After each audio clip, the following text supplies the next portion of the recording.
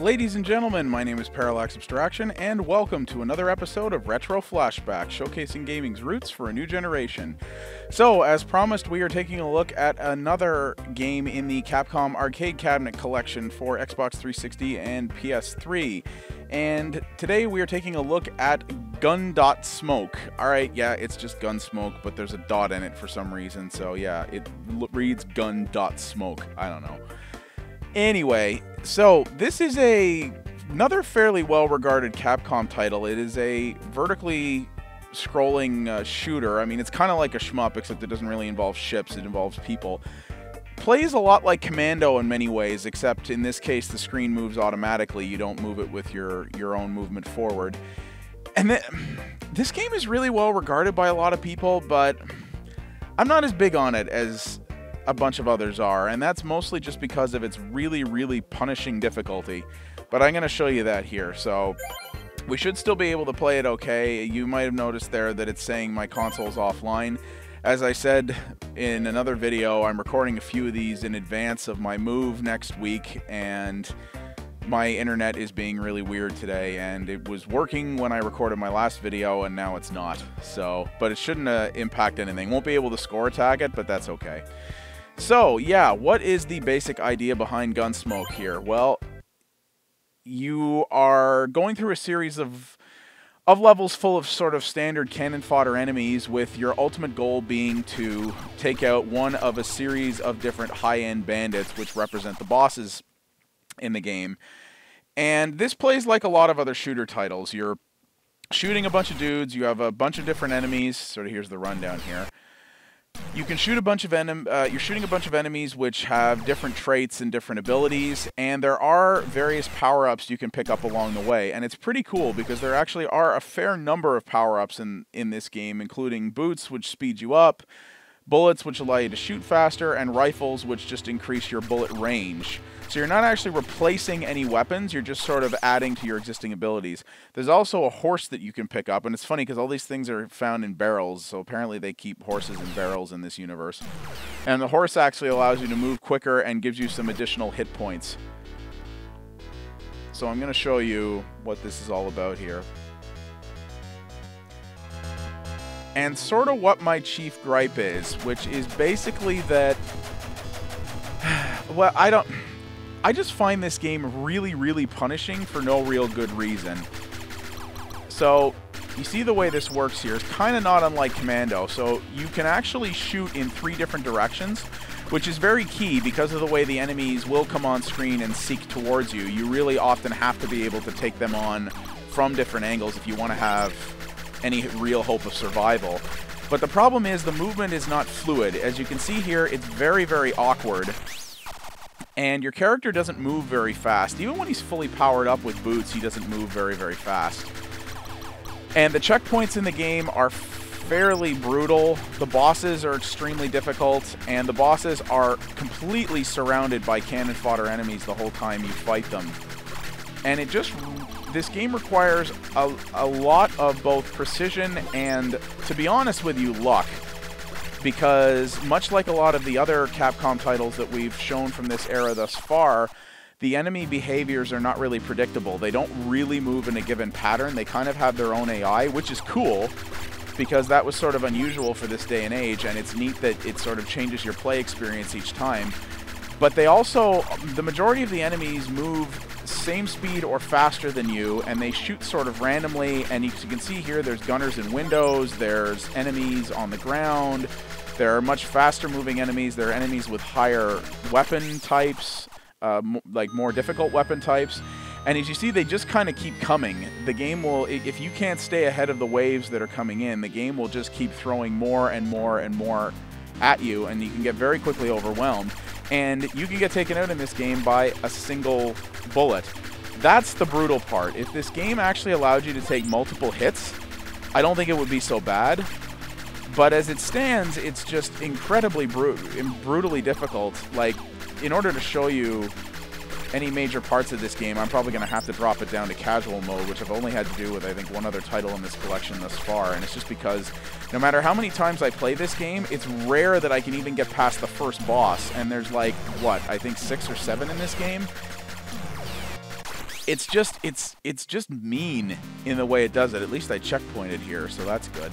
Like, if I was playing, I never actually played this in the arcade back in the day, but if I did, I think I would have been really frustrated by it and kind of just went, screw this. This game's no fun. Because, you know, what we've talked about with a number of other games recently, and in particular other games in this collection, is the fact that I always think a good arcade game is one that is obviously very challenging, because they have to be, but one that also ramps the difficulty up, you know, that eases you in. There's still a way to ease you into a game and then ramp up the challenge while still giving you an opportunity to get used to the control style and mechanics that you're presented with. And that's something with this game. All right, I got my horse at least. Look at my horse, my horse. Sorry, I'm not going to do that. And yeah, there's a way to ease you into games like this, to make it, you know, to say, okay, this has a bit of a weird control style, this has a lot of weird enemy types, but we're going to make it a little easier for you to sort of figure out what it is you have to do and get your objectives and such figured out. But this doesn't do that. This game just throws you right into the, you know, right into the frying pan. And you can see here how difficult this one boss fight was, right? And this is the first guy of, like, several in the game. It's kind of ridiculous. And, you know, again, I don't have a problem with challenge, but I really have a problem with immediate challenge where it just doesn't give you any opportunity to ease into things and to get used to what's being asked of you before just going, hey, deal with this insanity, haha. I don't know. I don't find that particularly fun, and it has always surprised me that, given that this game was designed that way, that it's as highly regarded as it is, because it's really just not, you know. And like, here's an example of what I mean. You know, I have to take out this boss who can take a number of hits, but while doing that, the computer is just and this guy's can shoot very, very quick and very precisely, and he has periods where he's on the ground there where you can't hit him, and the computer is just throwing endless waves of fodder enemies at you. Oh, I got him. Nice. Now you see, you know, how surprised I am with the fact that I managed to do that. It's very rare. I can't remember the last time I actually managed to finish this game without without cheating at it or going into casual mode. So I'm pleased with that, at least. So now we got to do a thing involving a train. That animation looks janky as hell, but back when this game came out, that was kind of impressive that they did that at the time. It definitely does not hold up very well, but at the time it was kind of cool. And that's sort of the general idea of this game anyway. It's a lot of shooting, and it's good. Like, that's the thing. Wild West games, awesome. There's not enough of these, and there's a lot of really good ones, actually. But they just don't... this just fails like... If it fails like... Well, kind of does fail like, I guess, but... This just doesn't feel like it capitalizes on what it has. Like, it has a really good idea, and I don't even dislike the whole three-direction shooting idea. I think that's actually kind of cool. And it mixes up the traditional formula of this kind of game a little bit, which I'm always for that. But just the whole... the difficulty curve and the sort of very cheap way that the game fights you, and the way in which the enemies behave, and the sort of unfair advantage everything is given, just takes a lot of the entertainment value out of it for me. I think there were better ways that they could have put this game together than they did. I think if they'd have just given you a life bar, you know, don't make it so that, I mean, even 2 hits would have been better than nothing, but I think it should have even been more than that. But like for example, being on this horse gives you an additional 3 hits before the horse runs off.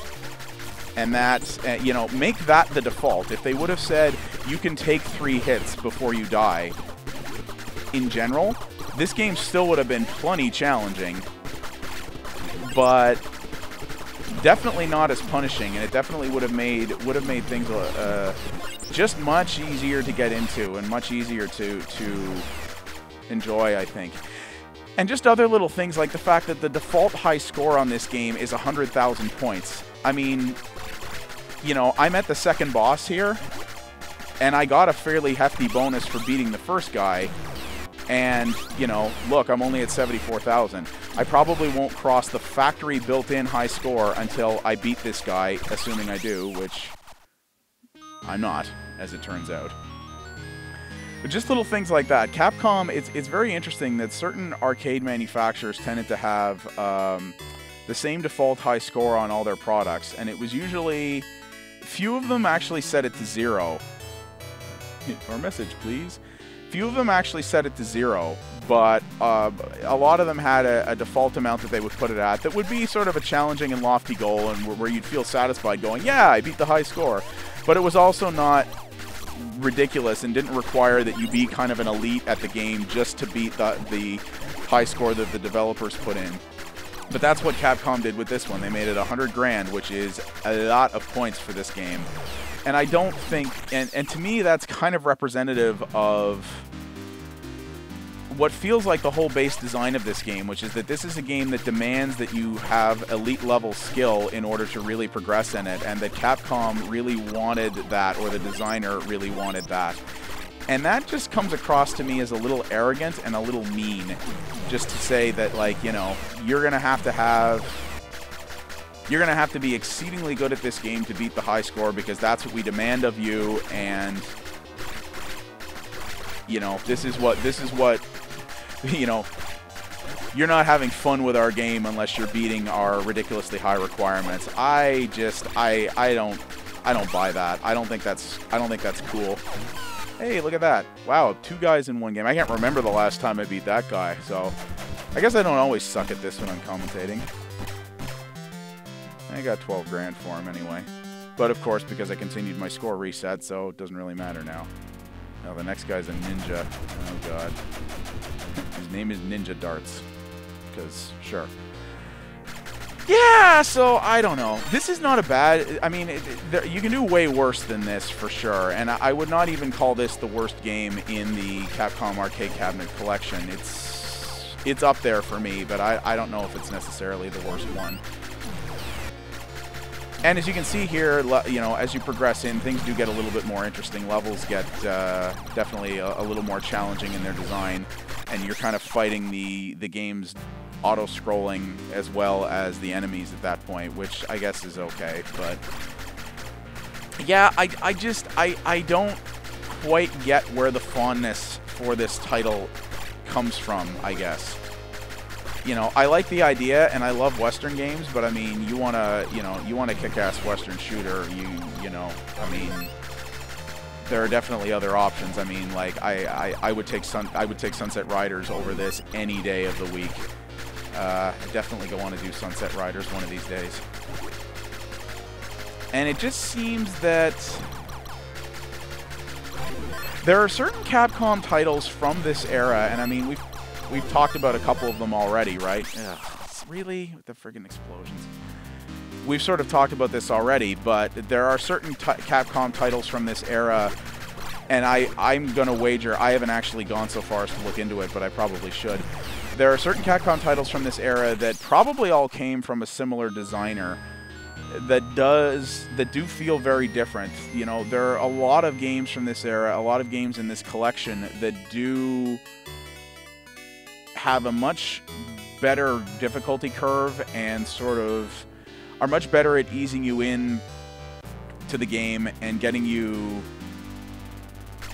just challenging you, but also rewarding you and making you feel like you're really progressing and doing interesting things and really having fun with it. Whereas the approach with this game and some others like Commando is just to make things punishingly hard from the get-go and to try and to arrogantly assume that you will want to stick around for the amount of time and, well, in this day, and you know, when this stuff was new, money required in order to get past the ridiculously high roadblocks they set from you from the get-go, and that you'll be satisfied with that.